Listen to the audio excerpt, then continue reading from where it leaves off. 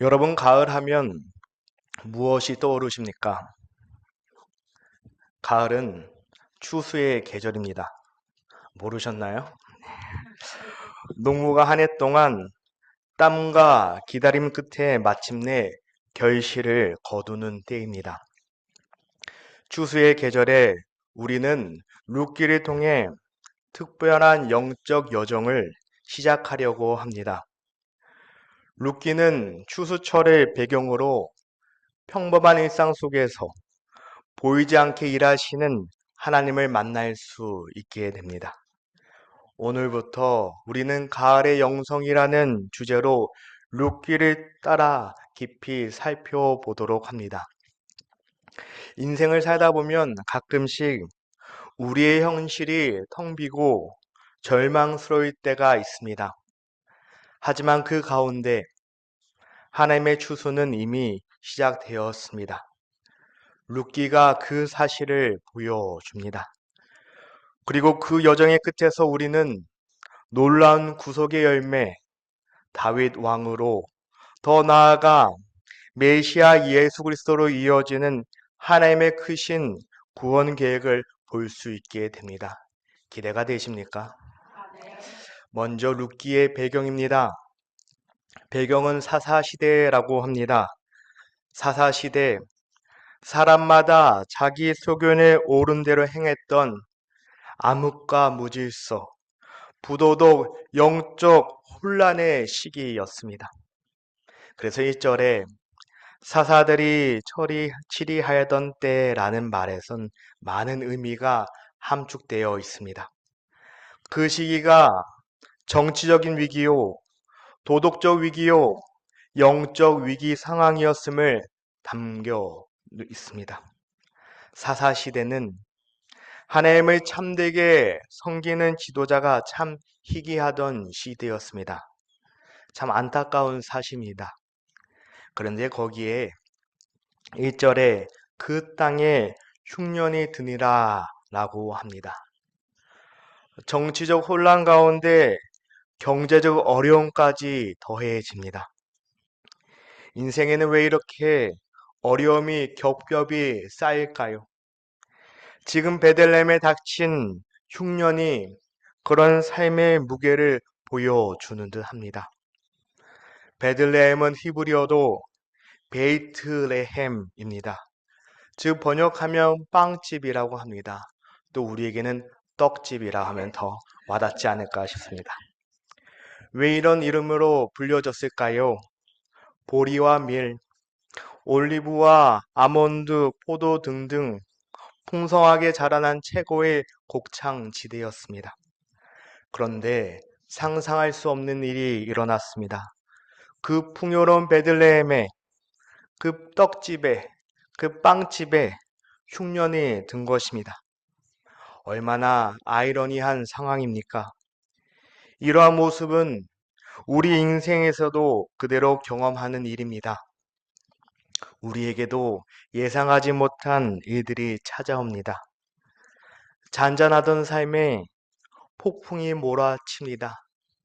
흔들리지 말아야 할 인생이 흔들릴 때가 있습니다. 성경은 베들레헴에 어떻게 흉년이 들었는지 구체적으로 설명하고 있지는 않습니다. 하지만 분명한 사실은 그 풍요로운 땅에 흉년이 들었다라는 것입니다.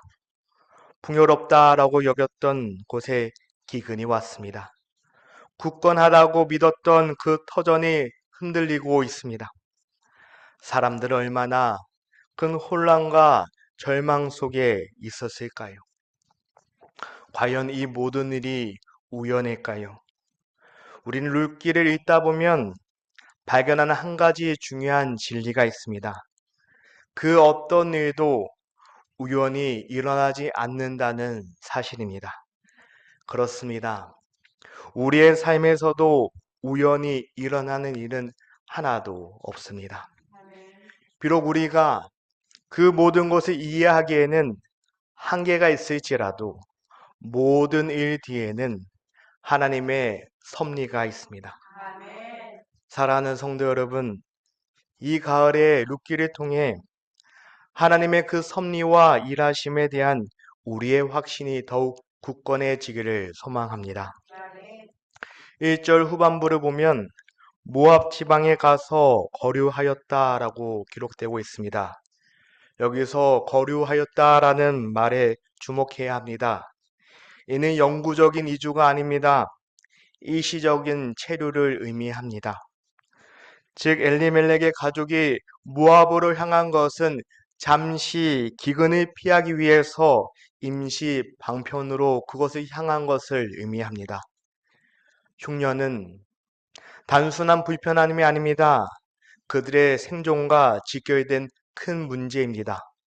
먹고 살 것이 없다라는 것입니다. 가족들을 보호하고 먹을 것을 구하기 위해서 엘리멜렉은 모압으로 떠날 수밖에 없었습니다. 어쩌면 이는 매우 자연스럽고 불가피한 선택입니다. 누구라도 그런 상황 가운데서는 같은 결정을 하지 않을까 싶습니다.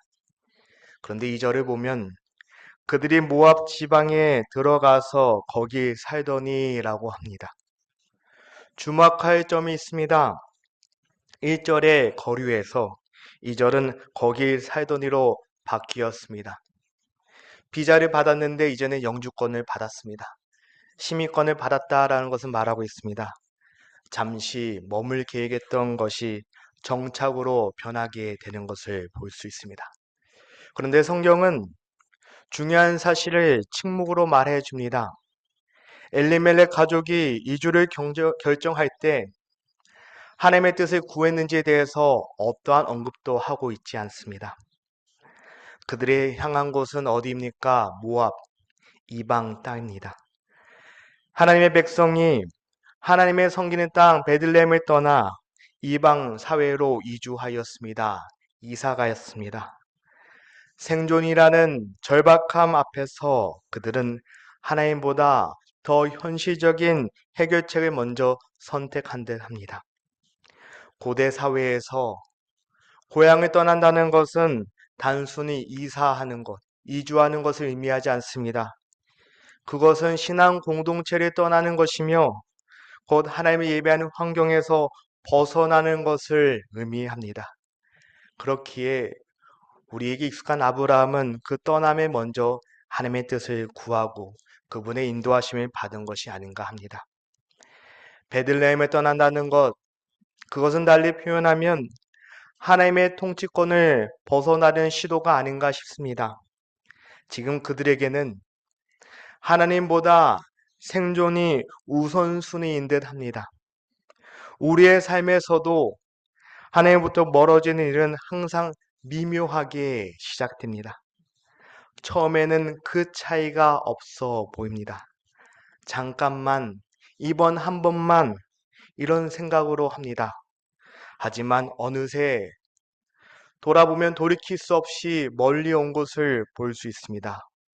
그런 우리의 자신을 발견합니다. 그렇게 우리는 눈에 보이는 모압을 향하기 전에 먼저 하나님의 뜻을 구하는 시간을 가져야 합니다. 하나님께 여쭤보고 그분의 음성을 들어야 합니다.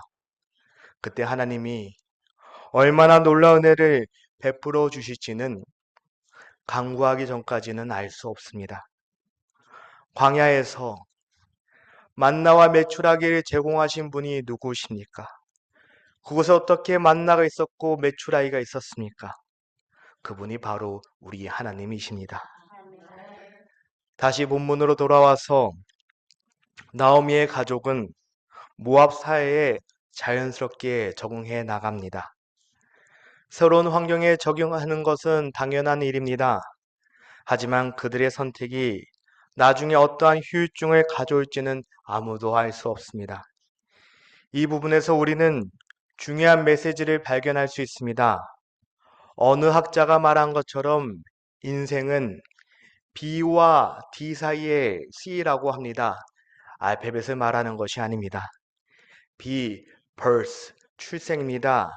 D, death, 죽음입니다. 그 사이에 우리는 끊임없이 C, choose, 선택한다라고 합니다. 인생의 매 순간에 우리는 선택을 하게 됩니다. 한번 볼까요? 예배를 끝나고 식사하러 가게 되면 어느 반찬을 가져갈지 선택하려고 합니다. 그리고 중국집에 가면 짜장면을 시킬지 짬뽕을 시킬지 우리는 선택 앞에 놓이게 됩니다. 우리의 신앙 역할을 바로 여기에서 있습니다. 우리는 선택을 잘 해야 합니다. 눈에 보이는 것만 쫓는 것이 아니라 하나님의 마음을 따라 사는 삶으로 우리를 이끌어 나가야 합니다. 그것이 신앙이고 믿음입니다. 그런데 과연 그들이 선택한 모압이 완전한 해답이었을까요? 성경을 자세히 보십시다. 베들레헴에 흉년이 들었다는 기록은 있지만 모압 땅에 풍년이 있었다는 언급은 어디에도 찾아볼 수 없습니다. 단지 그곳이 베들레헴보다 더 나을 것이라고 추측한 듯 합니다. 엘리멜렉과 나오미는 생존의 위협을 피해 모압으로 갔습니다. 그러나 더 큰 시련이 그 땅에서 그들을 기다리고 있었습니다. 위기가 닥쳐올 때 우리는 자연스럽게 그 상황에만 몰두하게 되기 쉽습니다. 하지만 그렇게 되면 우리는 놓치는 부분이 있습니다. 한 걸음 뒤로 물러나 위기의 근본적인 원인을 찾아야 합니다. 위기의 원인을 모른 채 눈앞에 보이는 문제만 피하려 하다면 잠시 모면할 수는 있지만 더 큰 어려움이 찾아오게 됩니다.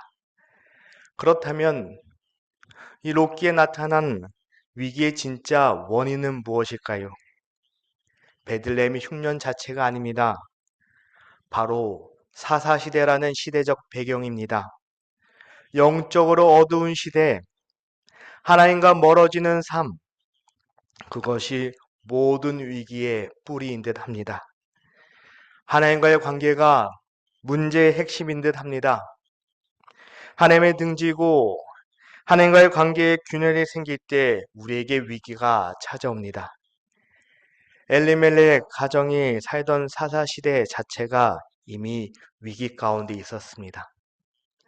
하나님의 백성이 약속의 땅 베들레헴을 떠난다는 것은 이미 신앙적으로 해이함을 보여주는 징표입니다. 마치 오늘날 우리가 하나님과의 관계를 돌아보지 않고 교회를 쉽게 떠나는 것과 동일하지 않나 싶습니다.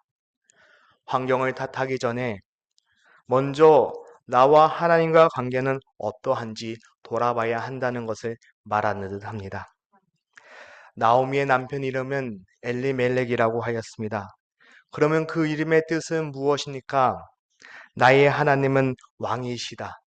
My God is King이라고 합니다. 얼마나 아이러니합니까?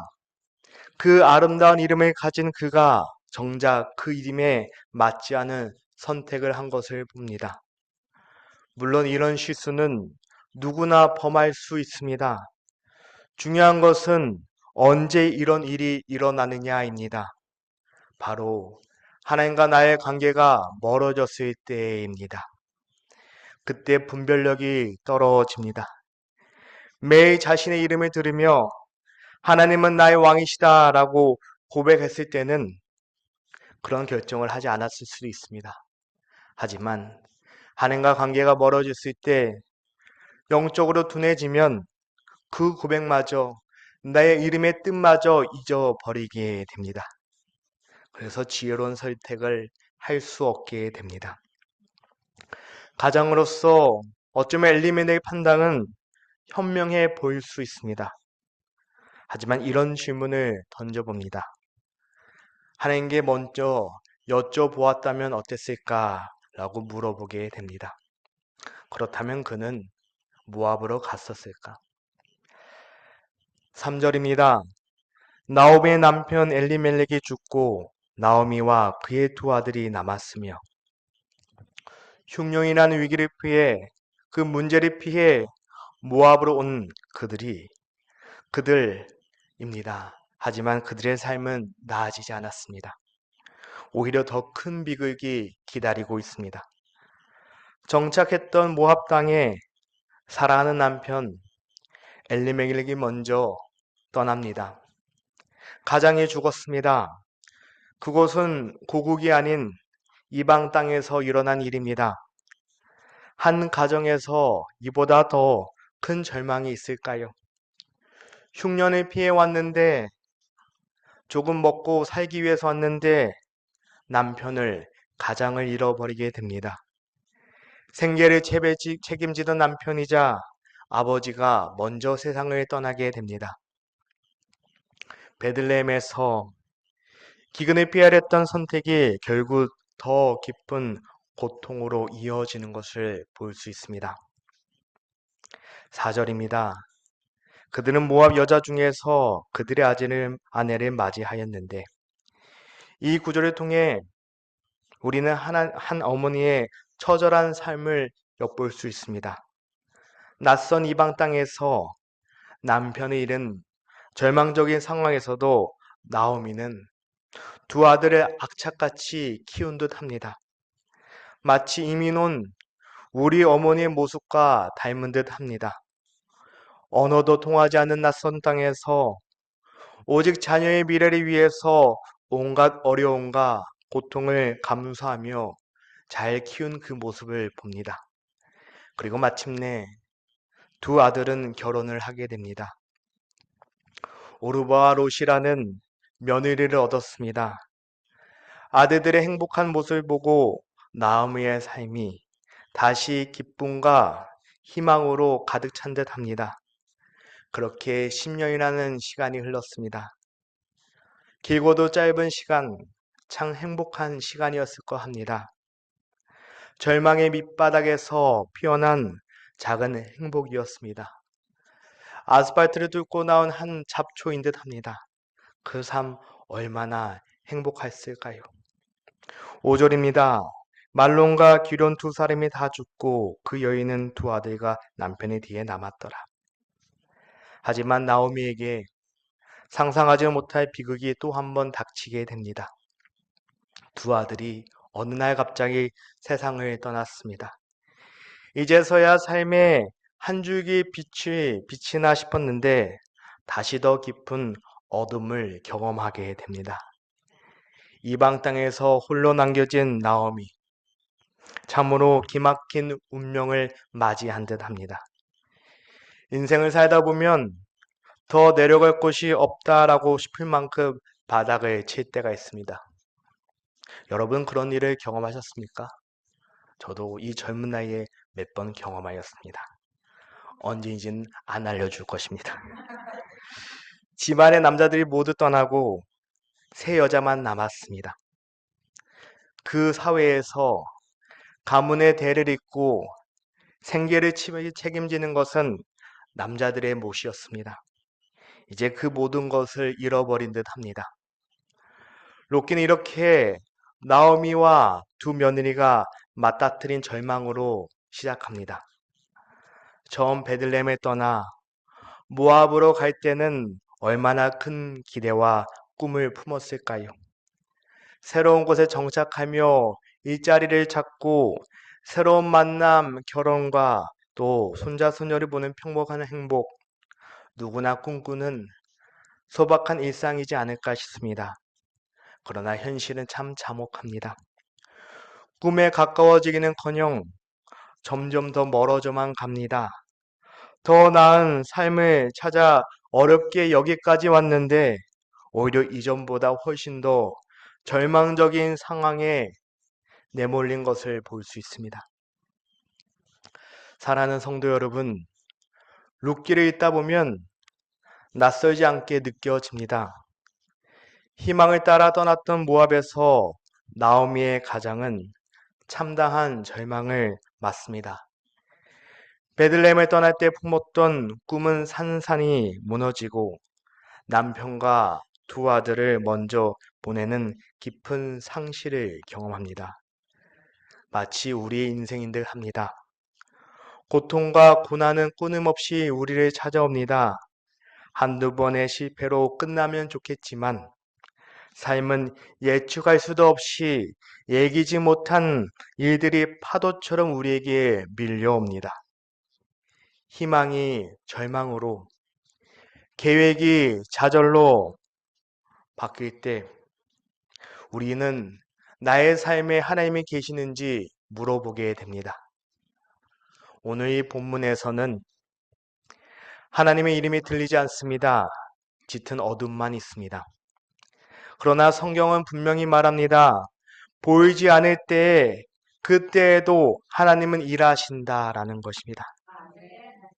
인간의 노력으로는 빠져나올 수 없는 그 지점에 우리의 기대가 모두 사라지고 일어날 수 없는 그곳에서 바로 하나님의 일하심이 시작됩니다. 우리의 눈에는 캄캄한 어둠밖에 보이지 않습니다. 하나님 어디 계십니까? 라고 되묻지만 바로 그곳에서 하나님이 이미 일하십니다.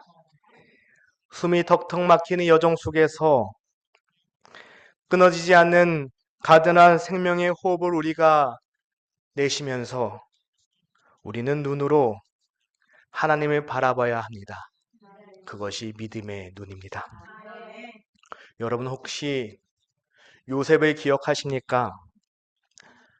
형제들에게 버림받고 웅덩이에 던져질 때 그 웅덩이는 사방이 막혀 있었습니다. 하지만 하늘은 열려 있었습니다. 여호와께서 요셉과 함께 하심으로 사방이 막힌 그 웅덩이에서조차 그는 하나님의 일하심을 경험한 무대가 되었습니다. 우리의 웅덩이, 사방은 막혀 있지만 눈을 들어 하늘을 바라볼 때 하늘은 열려 있고 하나님의 일하심을 경험하게 될 줄 믿습니다. 룻기의 서론은 그런 웅덩이와 같습니다. 그러나 책을 읽어갈수록 말씀을 깨달을수록 우리는 상상할 수도 없이 일하시는 하나님을 만나게 됩니다. 죽음에서 죽음으로 이어졌던 이야기가 생명으로 방향을 트는 그 반전을 경험하게 됩니다. 처음에는 엘리멜렉과 나오미의 두 아들이 등장하지만 그들의 죽음이 언급되지만 어느새 초점은 나오미의 두 며느리로, 특히 룻에게로 이동됩니다. 세상적으로 봤을 때는 비천한 과부입니다. 하지만 그 과부를 통해 하나님의 놀라운 인하심을 우리는 보게 됩니다. 하나님은 상한 갈대를 꺾지 아니하시며 꺼져가는 등불을 끄지 아니하신다라고 하였습니다. 사람의 눈에는 바람 앞에 촛불 같아도 하나님의 관점에서는 나오미와 룻은 하나님의 섭리를 이끌기 위해서 준비된 하나님의 사람들입니다. 룻은 하나님의 구원 이야기를 풀어가는 열쇠이며 우리는 그녀를 살피고 보호하시는 하나님의 섬세한 손길을 보게 될 것입니다. 그렇다면 우리가 룻기를 통해서 주목해야 할 것은 무엇입니까? 룻기서를 따라가다 보면 한 분 예수 그리스도를 만나게 됩니다. 보아스를 통해 다윗으로, 그리고 다윗을 통해 메시아로 이어지게 됩니다. 그래서 바울이 이렇게 고백합니다. 빌립보서 3장 7절에서 8절에 내 주 그리스도 예수를 아는 지식이 가장 고상하기 때문이라 그리스도를 얻고 그 안에서 발견되려 함이라. 그리스도를 얻을 때 우리의 갈증은 그분 안에서 쉼을 얻게 됩니다.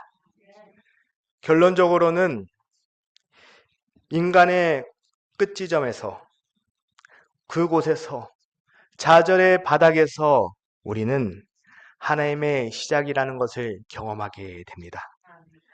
절망 가운데 웃게 하시는 그 하나님을 경험하시길 바랍니다.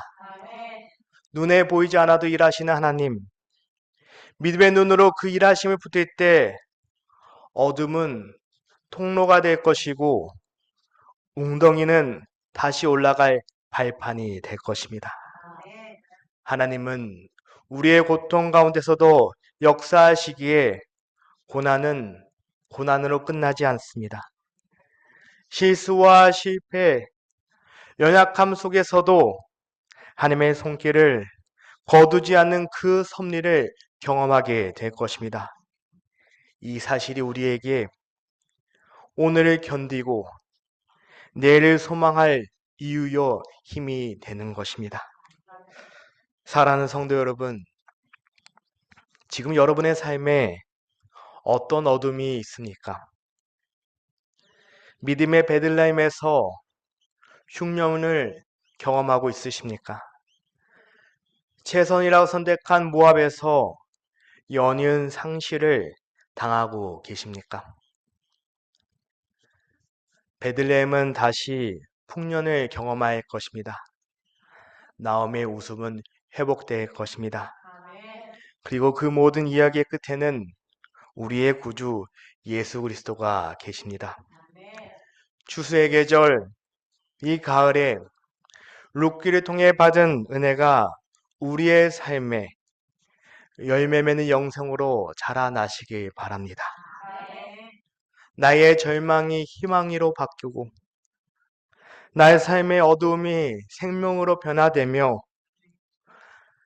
나의 삶에 있었던 저주의 그림자가 축복으로 변화되는 그 하나님의 역사를 기대하시길 바랍니다. 하나님은 살아계십니다. 그리고 지금도 일하십니다. 그리고 그 하나님이 여러분들을 사랑하십니다. 그분의 섭리 안에서 우리는 살아가기에 오늘도 우리는 새로운 소망을 품고 그 믿음을 가지고 담대하게 나아갈 수 있습니다. 그 가을의 영성이 우리의 마음 가운데 삶에 따스한 햇살처럼 자리 잡는 은혜를 경험하시길 주의 이름으로 축원하여 드립니다. 기도하겠습니다.